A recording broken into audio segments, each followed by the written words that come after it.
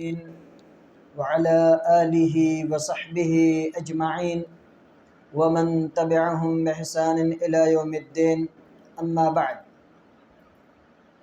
فقد قال النبي صلى الله عليه وسلم أو جاء في الحديث الشريف فرض رسول الله صلى الله عليه وسلم زكاة الفطر صاعا من تمر أو صاعا من شعير على العبد والحر والذكر والأنثى والصغير والكبير من المسلمين رواہ البخاری۔ اللہ کے رسول صلی اللہ علیہ وسلم کے حوالے سے یہ بات آتی ہے کہ آپ صلی اللہ علیہ وسلم نے جہاں آخری عشرے کے اور سارے عبادات کو اور احکام کو بیان کیا، وہیں آخری عشرے کے ایک اہم احکام میں سے ایک اہم حکم یہ ہے کہ اس آخری عشرے میں روزے دار اپنی طرف سے اور اپنے گھر والوں کی طرف سے فطرانہ ادا کرتے ہیں، زکوٰۃ فطر ادا کرتے ہیں، یا صدقہ فطر کہہ لیں، صدقہ فطر ادا کرتے ہیں۔ یہ صدقہ فطر اللہ کے نبی صلی اللہ علیہ وسلم نے پوری امت کے افراد پر فرض کیا ہے۔ فرض رسول اللہ صلی اللہ علیہ وسلم صاعا من تمر او صاعا من شعیر، کھجور کا ایک صاع یا پھر جو کا ایک صاع، اور دوسری روایتوں سے پتہ چلتا ہے کہ صاع من بر، گیہوں کا ایک صاع، یہ سب جو نہیں فطرانے میں دینا ہے۔ کیوں دیا جاتا ہے فطرے میں؟ اللہ کے نبی صلی اللہ علیہ وسلم کی ایک دوسری حدیث آتی ہے سلسلے میں، صدقہ فطر کی ادائیگی کا مقصد یہ ہے کہ طہرۃ للصائم من اللغو والرفث، آپ روزے کی حالت میں ہیں، انسان ہیں، غلطیوں کا ہونا یہ فطری چیز ہے۔ روزے کی حالت میں آپ سے چھوٹی بڑی غلطیاں ہو سکتی ہے، گناہ کے کام چھوٹے بڑے ہو سکتے ہیں، تو یہ حدیث ہمیں یہ بتلا رہی ہے کہ صدقہ فطر کی ادائیگی روزے داروں کے روزے میں اگر کسی طرح کی کمی رہ جاتی ہے تو صدقہ فطر کے ذریعے اس کا کفارہ ادا ہوتا ہے۔ اور دوسرا مقصد وَطُعْمَةً لِّلْمَسَاكِينِ، کہ جس طرح عید کے دن، چونکہ عید کا دن تمام مسلمانوں کے لیے خوشیوں کا دن ہوتا ہے، تو آپ کی سوسائٹی میں اور آپ کے سماج میں کوئی ایک ایسا نظم ہو، ایک ایسا سسٹم ہو کہ اس سسٹم کے تحت جہاں اس سماج کے امیر گھرانے کے لوگ، پیسے والے، روپے والے، عید کی خوشیوں کو جو ہے ایک دوسرے کے ساتھ شیئر کر سکیں یا عید کی خوشیوں کو محسوس کریں، وہیں اس سماج کے غریب، مسکین، کمزور، پچھڑے لوگوں کا بھی یہ حق بنے کہ وہ بھی آپ کے ساتھ عید کی خوشیوں میں شامل ہو سکے۔ تو ان کی خوشیوں کے لیے، ان کے کھانے پینے کے لیے، تاکہ وہ عید کے دن کم از کم در بدر نہ بھٹکیں، دوسروں کے دستے نگر نہ بنیں، تو کم از کم عید کے دن کا سامان آپ ان کے لیے مہیا کر دیں تاکہ عید کے دن وہ بھی آپ کے ساتھ خوشیوں میں شامل رہیں۔ یہ روزہ، یہ زکوٰۃ فطر کی ادائیگی کے سلسلے میں ہے، اس کی حکمت یہ ہے۔ زکوٰۃ فطر ہر مسلمان، آزاد ہو، غلام ہو، مرد ہو، عورت ہو، چھوٹا ہو، بڑا ہو، کوئی بھی ہو، اس کی طرف سے صدقۃ الفطر ادا کرنا ہے۔ صدقۃ الفطر عید کی نماز سے پہلے عیدگاہ جانے سے پہلے پہلے بھی اگر کوئی بچہ گھر میں پیدا ہوتا ہے تو اس کی طرف سے بھی زکوٰۃ فطر دیا جائے گا۔ بہت سارے لوگ زکوٰۃ فطر میں یہ سمجھتے ہیں کہ چلیے ہم الگ نکال کر کے رکھ دیں، اس کو کبھی بھی ادا کر دیں گے، دے دیں گے۔ تو اللہ کے نبی صلی اللہ علیہ وسلم نے کہا کہ وہ زکوٰۃ یا وہ صدقہ مقبولہ نہیں ہوگا، وہ صدقہ عام نفلی صدقہ ہو جائے گا، عام نفلی صدقے کے حکم میں اس کا وہ آ جائے گا، اور زکوٰۃ فطر کی ادائیگی آپ کی طرف سے نہیں ہو پائے گی۔ اس لیے ہر حال میں انسان کو نماز عید کی ادائیگی سے پہلے پہلے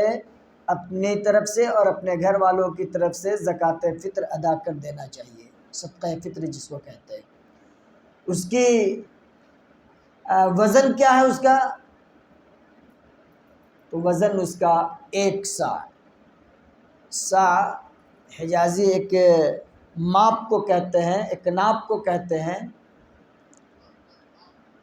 اس میں تقریباً 2.5 کلو کے برابر اناج آتا ہے۔ آپ گیہوں دیں تب، چاول دیں تب، کھجور دیتے، یعنی جو آپ کی خوراک ہے، جو آپ کھاتے پیتے ہیں، وہ آپ دیں 2.5 کلو۔ کیا غلہ دینا چاہیے یا پھر اس کی جگہ پہ ہم کیش دے دیں کفایت کر جائے گا؟ یہ بڑا سینسیٹیو مسئلہ ہے۔ اب تک علماء اس بات پر متفق نہیں ہو پائے ہیں کہ کیا کیا جائے، لیکن اکثریت کی رائے اور اکثریت کا فتویٰ یہی ہے، اور عین قریب بھی ہے یہ فتویٰ، سنت سے قریب بھی یہی ہے کہ اللہ کے نبی صلی اللہ علیہ وسلم نے غلہ کو فرض کیا ہے زکوٰۃ فطر میں دینے کے لیے، لہٰذا ہمیں بھی سنت کو اگر پانے کا ہمارے اندر تڑپ ہے، جذبہ ہے، تو پھر ہم غلہ کی ادائیگی کریں، غلہ کو فطرہ کو جو نہیں، غلے کی شکل میں ہم ادا کریں۔ اب جو لوگ قیمت ادا کرتے ہیں تو بھائی ظاہر ہے ان کے پاس بھی کمزور ہی صحیح علماء کا اجتہاد ہے، ان کے پاس بھی اپنے دلائل ہے، تو ہم بالکلیہ اس کو حرام نہیں کہہ سکتے، ناجائز نہیں کہہ سکتے ہیں۔ ظاہر ہے جن علماء نے اس چیز کو محسوس کیا ہے کہ موجودہ زمانے میں اگر غلہ دیا جائے غریبوں کو اور مسکینوں کو، تو اس سے اس کا وہ حق ادا نہیں ہو پائے گا، وہ اس سے پیسے، اس غلے سے جو نہیں اپنے بال بچوں کا کپڑا لتا، سوئی، یہ وہ اور دوسری جو ضروریات ہے وہ پوری نہیں کر سکتے۔ لیکن اسی کو اگر کنورٹ کر کے ہم کرنسی میں دیتے ہیں، نقد کیش کی شکل میں دے دیتے ہیں، تو اس سے اپنی ضرورت کے مطابق بہت ساری چیزوں کو خرید سکتے ہیں، حاصل کر سکتے ہیں۔ تو بہرحال یہ ان لوگوں کی دلیل ہے، تو راجح اور بہتر طریقہ یہ ہے کہ انسان غلہ ہی دے۔ غلہ جب آپ دیں گے تو ہر طرح کے شک و شبہ سے پاک رہیں گے انشاءاللہ۔ اور اگر نقد دیتے ہیں تو بہرحال میں تو اس کو حرام نہیں کہوں گا، لیکن وہ سنت سے قریب بھی معاملہ نہیں ہوگا، اللہ کے رسول صلی اللہ علیہ وسلم کی سنت سے قریب وہ معاملہ نہیں ہوگا، لہٰذا اس بات کی کوشش ہو کہ غلہ دیں۔ اور زکوٰۃ فطر عید کی نماز سے پہلے پہلے دے دیں۔ بہت سارے لوگ شروع رمضان میں ہی نکال دیتے ہیں زکوٰۃ فطر، وہ بھی غلط ہے، آخر وقت میں 27ویں 28ویں 29ویں کو آپ نکالیے، سنت کا یہی طریقہ ہے، چونکہ جہاں ایک طرف غریبوں کے خوشیوں کا سامان مہیا کرنا ہے، وہیں آپ کے روزے میں جو کمی رہ گئی ہے ان کمیوں کا کفارہ ہے۔ تو روزہ آپ کا اب پورا ہو رہا ہے اور آپ شروع میں ہی نکال کر کے دے دیے زکوٰۃ فطر، تو یہ درست نہیں ہے۔ زکوٰۃ فطر ہم کہاں دیں گے، کن لوگوں کو دیں گے؟ تو زکوٰۃ فطر جو مسکین ہیں، غریب ہیں، آپ کے سماج کے لوگ، سوسائٹی کے لوگ، آپ ان کو دیں۔ زکوٰۃ فطر میں اس چیز کا خاص خیال رکھنا چاہیے کہ ہم میں سے بہت سارے لوگ انفرادی طور پر یعنی انڈیویجولی کسی کو بھی دے دیتے ہیں. اب ہم جمشید پور میں رہ رہے ہیں اور بوکارو، رانچی، کلکتہ کا کوئی آدمی ہے ہمارا جاننے والا، ہم نے اس کو دے دیا سارا کا سارا، تو یہ بھی طریقہ صحیح نہیں. آپ انفرادی طور پر پہلے تو یہ ہونا چاہیے کہ اگر اجتماعی طور پر سوسائٹی کے لیول پر کوئی انتظام ہے آپ کے یہاں ایک جگہ اکٹھا کرنے کا، جیسا کہ آپ کے یہاں انتظام ہے مسجد اقصیٰ میں، مسجد اقصیٰ کے ذمہ داران صدقہ فطر جمع کرتے ہیں اپنے یہاں،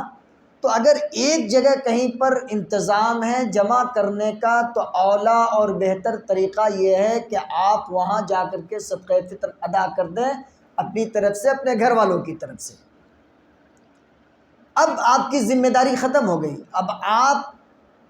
کی جو قیادت کر رہے ہیں، جو آپ کے جن کے لیڈرشپ میں آپ رہ رہے ہیں، اب ان کی ذمہ داری ہے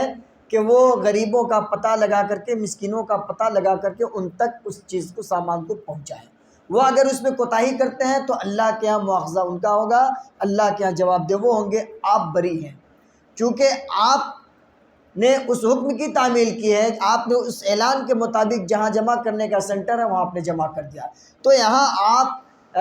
شریعت کی نگاہ میں آپ محبوب ہو گئے. اس لیے محبوب ہو گئے کہ آپ نے یونٹی کو باقی رکھا، آپ نے اتحاد کو باقی رکھا. اور اسلام میں یونٹی کی بہت بڑی اہمیت ہے، اتحاد کا بہت بڑا رول ہے اسلام کی زندگی میں، اور اسلام نے اس کو پسند کیا. عقیدے کے باب میں، عقائد کے بعد اگر اسلام نے سب سے زیادہ زور کسی چیز پر دیا ہے تو وہ یونٹی ہے، اتحاد ہے، اس پر زور دیا ہے. تو جہاں انتظام ہو تو وہاں انسان کو چاہیے کہ انفرادی طور پر ادھر ادھر بانٹنے سے بچے. اب آپ اگر جہاں انتظام نہیں ہے، انفرادی طور پر لوگ دے رہے ہیں